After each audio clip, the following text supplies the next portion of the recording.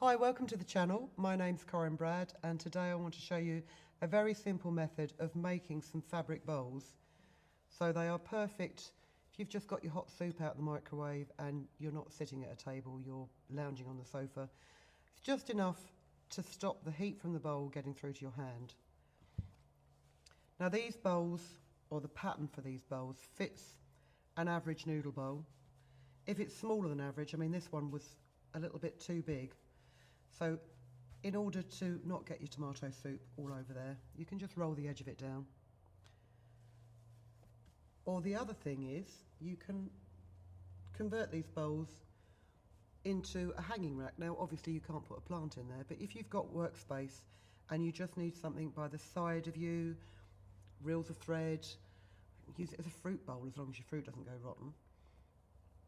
And these bowls are made in 3 sections, so actually they form a nicer circle than if you'd made a bowl with 4 sections, which, you know, with the 4 sections it always tends to turn into a bit of a square.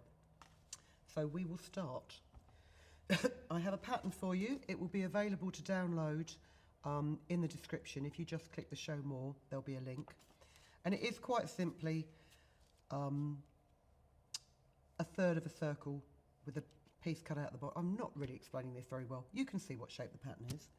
And from the pattern you need to cut 3 pieces of outer fabric, 3 pieces of cotton wadding and 3 pieces of liner fabric.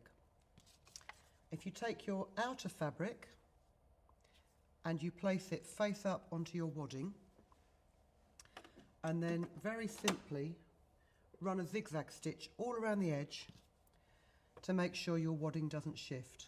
So I'll do that quickly now.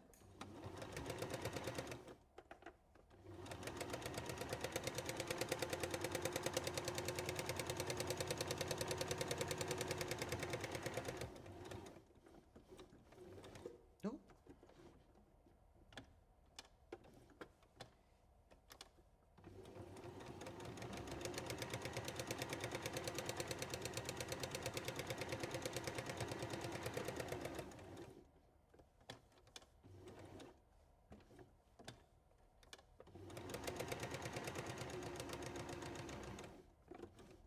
And the seam allowance is included on that pattern that's available to download.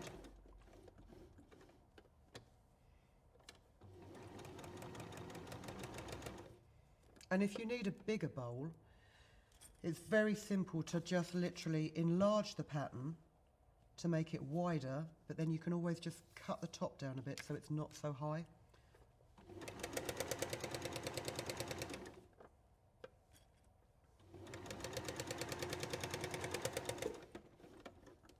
So we won't bother locking those stitches in place because they are just stay stitches. I'm just going to trim that little excess bit of wadding off there.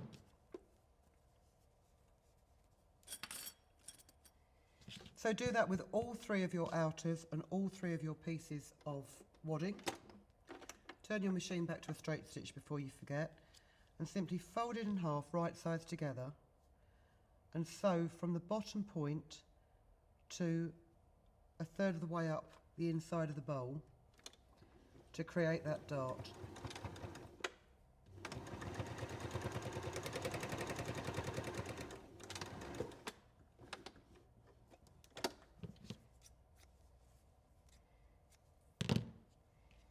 So you can see you've got starting to form the base of the bowl. Now you'll do that with all of your outers. And then what you do is you'll join them together to create the bowl. The easiest way to do this is if you find your bottom dart seam on one piece, line it up with the bottom dart of the other, and pop a pin in there. And try and nest your seam allowances. Try and make sure that this one runs to the left, the one underneath runs to the right, because if you don't do that, you're going to end up trying to get through about 6 layers of wadding, and your machine's not going to like you for it. So take it slowly, lock it in place, and then just line up your edges.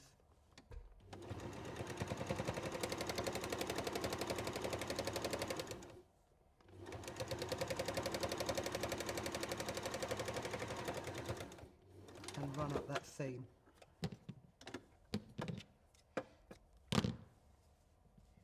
Don't forget to take your pin out. It's nothing worse than finishing a project, turning it the right way around and then discovering that you've actually left a pin somewhere inside. If you ever do that, actually, this is another reason for using glass-headed pins. It's not the ideal solution, but if you end up leaving a pin inside your work, if you can get a hammer on a hard surface and basically smash the glass head of the pin into dust, then you should just be able to pull out the stalk of the pin without having to take everything apart. It's not an ideal solution, but there's nothing more soul destroying than spending 8 hours making something and then discovering that you've left a pin inside it. So we'll do this next seam.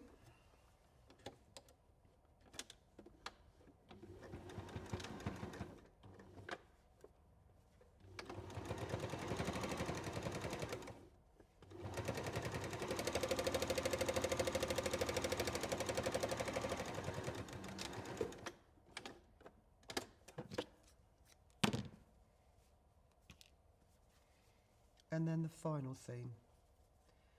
And the best way to do this final seam, to make sure that you don't end up with a hole in the bottom of your bowl, is to flatten it as much as you can, to flatten those seams as much as you can.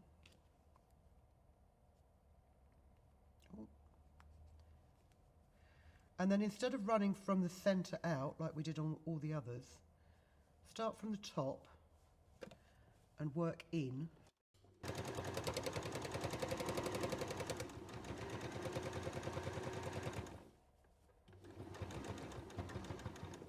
And then when you get to the junction of all these seams, just go right over the top, back to the opposite seam.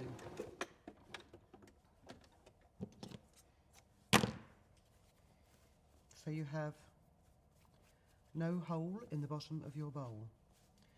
So there's your outer. Now the inner is made in exactly the same way, but without the wadding.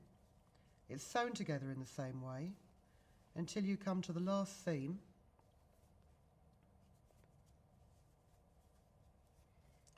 which you need to leave your turning gap in.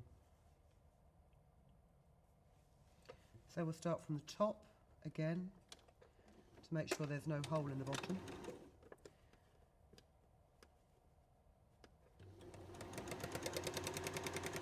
Run about a third of the way down and lock it off.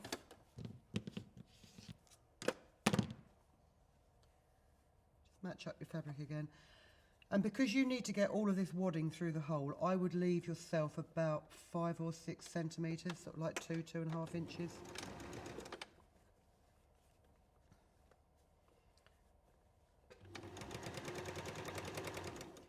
And run it again right over the junction to the opposite seam, like so. So you have your bowl and you have your lining. Now, before you go any further, if you just fold your lining and match up the adjacent seams and just pop a pin in the centre mark of each of those seams. Oh.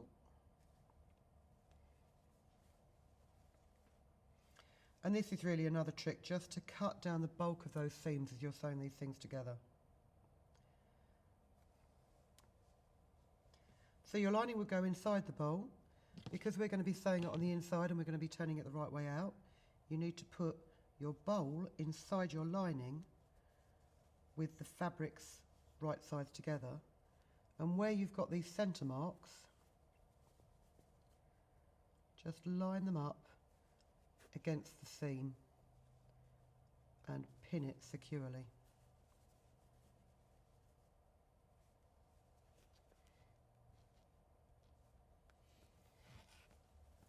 It's always worthwhile using fresh pins on projects like this, because the cotton batting that I've got here is quite solid, and if your pins are blunt, you're just going to struggle trying to get it through.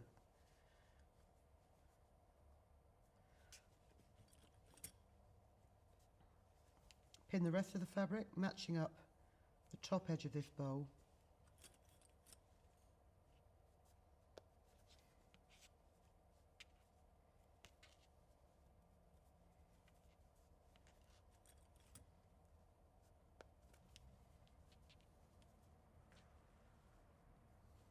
like so. And then to make life slightly simpler, I'm just going to take my accessory drawer off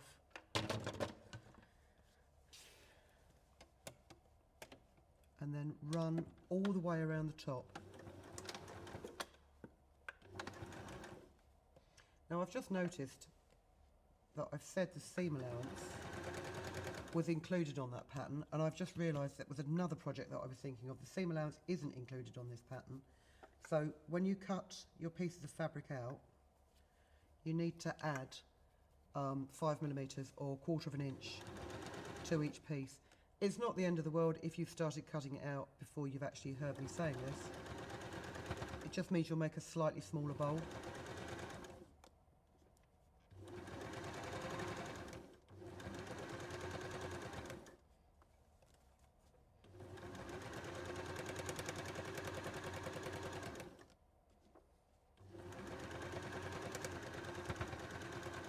You can sew all the way around the top of this because you've left your turning gap in your lining.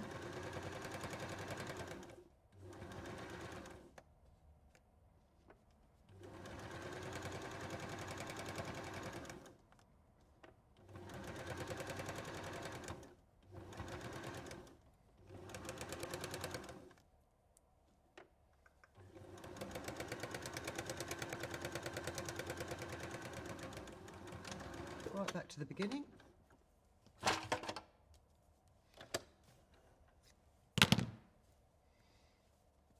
And then find your turning gap. Where is my turning gap? Oh, here. Fooled me for a minute. And just pop the bottom part of your bowl through the turning gap. Gently pull it through.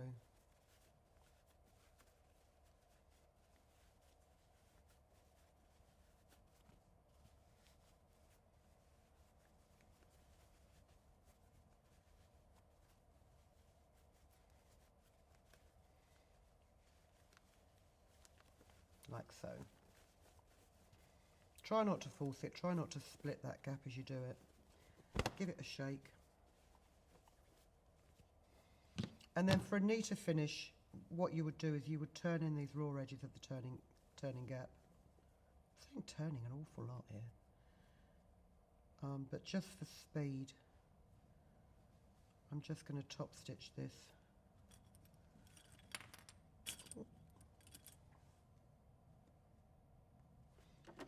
With a very small zigzag.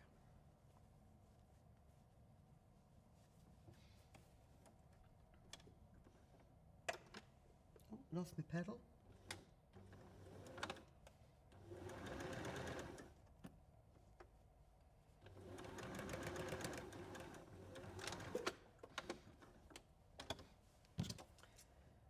I mean, these bulbs are actually reversible, so if you want to make it so that they are completely reversible, what I would do is hand stitch that with a slip stitch. Pop your lining inside your bowl and then just manipulate the seam and pin again. This final step is not imperative, but it does give a much nicer finish, and especially if you're going to pop these in the washing machine, which you will have to do from time to time because it doesn't matter how tidy and neat you are. You know, if you've got a bowl of stew, you're going to get it dribbling down the side of the bowl at some point. I wouldn't recommend you use these actually as microwave, you wouldn't use them in the microwave, mainly because although they are microwave safe because they're made with cotton fabric and cotton batting, the fabric does get hot when you put it in the microwave, almost as if you'd ironed it. So it's not going to be any good for you if you're using it to protect your hands against the hot bowl, because then you're just going to have to protect your hands against the hot fabric. It's just really, as you've taken your bowl out of the microwave, pop it inside this sleeve, and then you can carry it and eat from it without scalding yourself. So I've pinned all that, and then again just run, make sure you set it back to a straight stitch, just run a line of top stitch around the edge,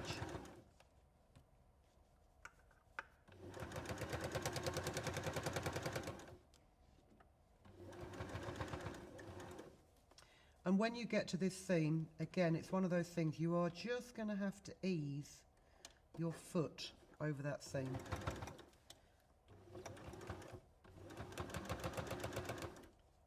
Because there is quite a bulk of wadding in there.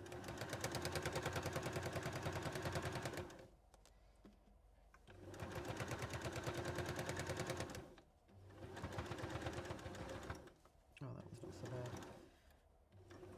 That one's not so bad, she says, and then it gets stuck.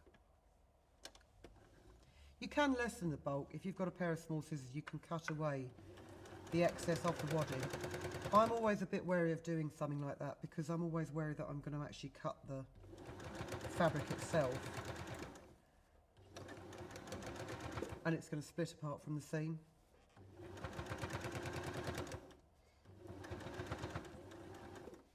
But if you've got a decent sewing machine and a decent needle, sharp needle in there, it will go through without a problem.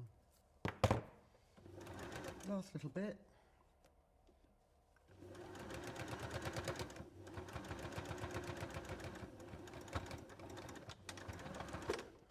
Back to the beginning.